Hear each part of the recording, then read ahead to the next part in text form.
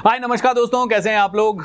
मेरा नाम है भूपेंद्र सिंह राठौर। मैं एक इंटरनेशनल मोटिवेशनल स्पीकर और आप सभी के प्यार और आप सभी के रिस्पेक्ट के लिए बहुत बहुत धन्यवाद। आपके कारण मेरा चैनल रोज बढ़ रहा है, रोज सब्सक्राइबर्स आ रहे हैं। Thank you so much. दोस्तों, आज जो वीडियो बना रहा हूं फिर से बहुत एक सेंसिटिव टॉपिक है एंड आपको और मुझे इसके तरफ जागरूकता दिखानी होगी। अगर आप और मैं इसके तरफ जागरूकता नहीं दिखाएंगे तो दोस्तों हमारे बच्चे कल हमें कहेंगे कि हमारे पापा मम्मी या हमारे दादा दादी ने क्यों नहीं इसके ऊपर काम किया, क्योंकि आने वाले बच्चों को ना तो ऑक्सीजन मिलेगी, ना प्रॉपर खाना मिलेगा। कैंसर जैसी बीमारियां हर एक घर में पहुंच चुकी होंगी एंड दोस्तों बहुत ज़्यादा तकलीफदेह जीवन हो सकता है। दोस्तों, यहां बात करने वाला हूं ग्लोबल वार्मिंग के ऊपर। आज ग्लेशियर्स तेजी से पिघल रहे हैं। आज वाटर लेवल जो है नीचे जाता जा रहा है। लोग कह रहे हैं कि तीसरा वर्ल्ड वॉर होगा तो पानी के ऊपर होगा।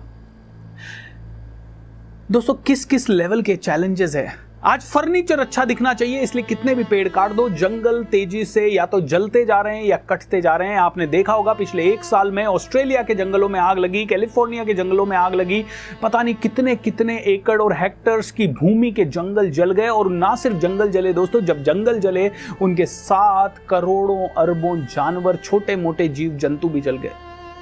दोस्तों, पहले बहुत सारी चिड़ियाएं दिखती थी, आजकल चिड़ियाएं गायब होती जा रही है। दोस्तों, पहले बहुत सारे पशु पक्षी आते थे और देखते थे। हमेशा किसी भी घर में आप सुबह उठते थे तो चहचहाट दिखती थी पक्षियों की। आज वो दिखना बंद हो गई है। बड़ी सिटीज में तो ये पूरी जीरो हो चुकी है। दोस्तों, क्यों? क्या आपको लगता है कि हम सही दिशा में जा रहे हैं? क्या आपको लगता है कि इस प्लेनेट को बचाना हमारा कर्तव्य नहीं है? क्या आपको लगता है कि आप और मैं सच में सही काम कर रहे हैं? दोस्तों, हम लोगों से जब बात करते हैं ग्लोबल वार्मिंग की तो उसके नाम पे वो ज्यादा से ज्यादा प्लास्टिक का कचरा इधर से उधर उठा के फेंक देते हैं या उधर रख देते हैं। यस, इंपॉर्टेंट काम है प्लास्टिक का इस्तेमाल कम से कम करना और कचरे को साइड में रखना, लेकिन उससे भी ज्यादा इंपॉर्टेंट काम है नंबर 1 मीट को खाना छोड़ना, नंबर 2 ज्यादा से ज्यादा पेड़ लगाना, नंबर 3 पानी को अपने बाप की जागीर नहीं समझना। दोस्तों, पानी को अपने बाप की जागीर समझ रखा है लोगों ने और इस तरह से पानी वेस्ट कर रहे हैं जैसे कि पानी बहुत मिलेगा। दोस्तों, एक छोटा सा एग्जांपल देता हूं। मुंबई और पूना में कम से कम भी नहीं तो 10,000 से ज्यादा होटल्स होंगे। 10-10, 20-20 हजार होटल्स होंगे। कंपनीज होंगी 20-20, 25-25 हजार बड़ी बड़ी कंपनीज होंगी। इन सभी में पानी कहां से आता है? कहां से आता है? लोग ट्यूब वेल करवाते हैं। अभी देखिए, पानी एक ऐसी चीज है जिसपे आपका ही नहीं सभी का अधिकार है। एम आई राइट? सारी दुनिया का अधिकार है। जैसे ऑक्सीजन है, मान लीजिए उस पे सभी का अधिकार है। बट मैं हवा में एक पाइप छोड़ूं और ऐसा पाइप हो वो जो कि ऑक्सीजन को सक कर ले और ऑक्सीजन को सक करके मेरे घर में तो अगले 200 साल की ऑक्सीजन जमा कर ले एंड तुम लोगों के घरों से वो ऑक्सीजन निकाल ले। तुम्हें आज नहीं पता पड़ेगा, 10 साल बाद पता पड़ेगा। लेकिन मुझे देख के हर सिटी में ऐसे हजार हजार लोग अपने अपने घरों में ऑक्सीजन सक करने का पाइप लगा लें एंड 10 साल बाद बाकी सभी के लिए ऑक्सीजन खत्म हो जाए, इन कुछ घरों को मिलती रहे और ये बड़े खुश होते रहे कि हमें तो ऑक्सीजन मिल रही है, हमारे तो बढ़िया सप्लाई है, हम तो आसानी से यूज करेंगे, हम तो इसको वेस्ट भी करेंगे। एंड उसके बाद धीरे धीरे 10-5 साल के बाद इनका भी खत्म होने वाला है। ओके, इनकी भी खुशी बहुत ज्यादा देर नहीं रहने वाली है। इनके ट्यूबवेल वगैरह भी सूखने वाले हैं 101%। जस्ट इमेजिन, ऑक्सीजन को ऐसे सक कर लिया जाए तो जीवन कैसा होगा। दोस्तों, यही कर रहे हैं सारे के सारे वो लोग जिन्होंने अपने अपने घरों में या अपने अपने जागीरों में ट्यूबवेल खुदवा रखे हैं। ग्राउंड वाटर को निकाल रहे हैं, जल्दी निकाल रहे हैं, फास्ट निकाल रहे हैं। चूंकि उनके वहां ट्यूबवेल लगा है, कभी भी वो ट्यूबवेल ऑन करते हैं और कितना भी पानी वेस्ट करते हैं, कितना भी पानी वेस्ट करते हैं। दोस्तों, सबसे पहले ये ट्यूबवेल को रोकना होगा। आपको और मुझे मिलके वास्तव में लड़ना होगा इस लेवल पे जहां पे कि ट्यूबवेल रुके। यस, पानी की तो जरूरत पड़ेगी, तो क्यों ना रेन वाटर हार्वेस्टिंग के ऊपर दिमाग लगाएं। क्यों ना कोई गवर्नमेंट ऑथोराइज 2, 4, 5 लोगों के पास ही ट्यूबवेल हो जहां से पानी सभी को सप्लाई हो और समान मात्रा में सप्लाई हो कि भाई हर घर में 10 लीटर जाएगा या 20 लीटर, 50 लीटर, 100 लीटर, जितना जाएगा उतना जाएगा। प्रॉपर तरीके से पानी का डिस्ट्रीब्यूशन हो। दोस्तों, गवर्नमेंट को या आपको या मुझे मिलके इसके बारे में अवेयरनेस तो फैलानी पड़ेगी यार। नहीं फैलाई तो बहुत लेट हो जाएंगे हम, बहुत लेट हो जाएंगे, क्योंकि सभी कुछ पानी से जुड़ा है। पानी कम है तो पेड़ नहीं है, पेड़ कम है तो बारिश नहीं है, बारिश नहीं है तो फिर से पानी कम है। दोस्तों, रेन वाटर हार्वेस्टिंग क्यों नहीं कर सकते? क्यों नहीं हो सकता? ये जहां ट्यूबवेल निकाल के पानी निकालना है उसकी जगह एक बड़ा सा टैंक बन सकता है। अगर आप एक बिल्डिंग बनाते हैं जो कि 200 स्क्वायर फीट में बिल्डिंग है, या 500 स्क्वायर फीट में है, या 1000 स्क्वायर फीट में है, या 50,000 स्क्वायर फीट में है, उसके नीचे उतना ही बड़ा पानी का एक टैंक बन सकता है, रेन वाटर हो सकता है। और ग्राउंड लेवल को हम बढ़ाने में अगर दिमाग लगाएंगे तो बहुत कुछ हो सकता है। वैसे मुझे इसके ऊपर ज़्यादा बात करने की ज़रूरत नहीं है, हज़ारों लाखों लोगों ने बात करी है, लेकिन दोस्तों मेरी ये रिस्पॉन्सिबिलिटी है कि मैं इसके कारण कम से कम 2 लोगों के अंदर तो जागरूकता ला सकूं। मुझे नहीं पता इस तरह के वीडियोस मेरे चलेंगे नहीं चलेंगे, मुझे उससे कोई फर्क नहीं पड़ता।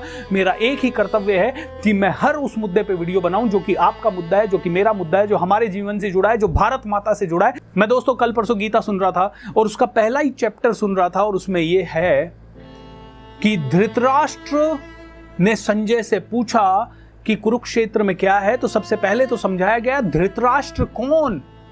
धृतराष्ट्र वो नहीं जो जन्म से अंधा है, धृतराष्ट्र वो है जो बुद्धि से अंधा है। आप लोगों के पास आंखें तो है, लेकिन अगर आप इसे देख नहीं पा रहे तो आप सभी धृतराष्ट्र हो। और उससे भी बड़ा गांधारी कौन, जिसके पास आंखें हैं लेकिन फिर भी उसने जानबूझ के पट्टी बांध रखी है, जिसके पास विवेक है, जो ये देख पा रहा है लेकिन इसका ओपोजिशन नहीं कर पा रहा, या इसके बारे में कुछ बात नहीं कर पा रहा, या इसके अगेंस्ट नहीं खड़ा हो पा रहा, क्योंकि जिसको लगता है कि अगर इसके अगेंस्ट खड़ा हुआ तो अपने पति को खो दूंगी, अपने पुत्रों को खो दूंगी, इनके अगेंस्ट जा नहीं सकती। ये जो गलत काम करे मैं इनके साथ हूं, आंखों पे पट्टी बांध लो। दोस्तों, या तो आप धृतराष्ट्र हैं या आप गांधारी हैं।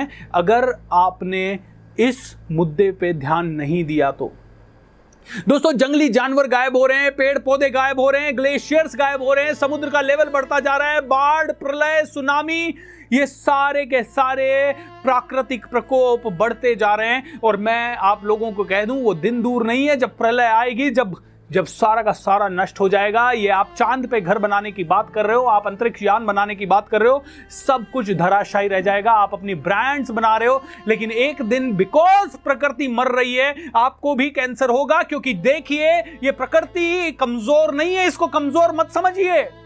इससे पंगा लोगे तो ये इतना बड़ा पंगा कर देगी क्रिएट। इसका एग्जाम्पल बद्रीनाथ की वो फ्लड मान लीजिए, या सुनामी मान लीजिए, जो कि कब कुछ साल पहले आई थी। दोस्तों, ऐसे हजारों प्राकृतिक मूवमेंट होने वाले हैं। दोस्तों, इसका मजाक मत बनाइए, प्रकृति के साथ तालमेल बनाइए। अगर प्रकृति के साथ तालमेल बनाया और इस सर्कल में आ गए जहां पे कि सभी समान है, पेड़ पौधे, इंसान, सभी का जीवन समान है और सभी को समान वैल्यू मिले, तो ठीक है। लेकिन अगर आपने ये समझना शुरू कर दिया कि ये सब आपके ऐशो आराम के लिए बने हैं, तो मैं आपको कह देता हूं, जल्दी ही आपको इसकी कीमत बहुत भारी चुकानी पड़ेगी। आज पैसों की अंधी दौड़ में भाग लो, लेकिन दोस्तों, पैसे से ज़्यादा दुआएं कमाइए, पैसे से ज़्यादा संसार को जो देता है वो ही सबसे ज़्यादा अमीर है। संसार को दीजिए, एक पेड़ काटना भी पड़े तो 100 लगाइए। दोस्तों, उस गांव की तरह बन जाइए जहां पे एक बेटी पैदा होने पे 108 पेड़ लगाने पड़ते हैं। ऐसा गांव आपका बन जाए, ऐसा शहर आपका बन जाए। पानी की कीमत को पहचानो, ग्लोबल वार्मिंग से दुनिया को बचाओ। जो कर सकते हो करो दोस्तों, आपके छोटे छोटे कदम दुनिया बदल सकते हैं। थैंक यू सो मच, और इस मुहिम में मेरा साथ दीजिए। Love you a lot.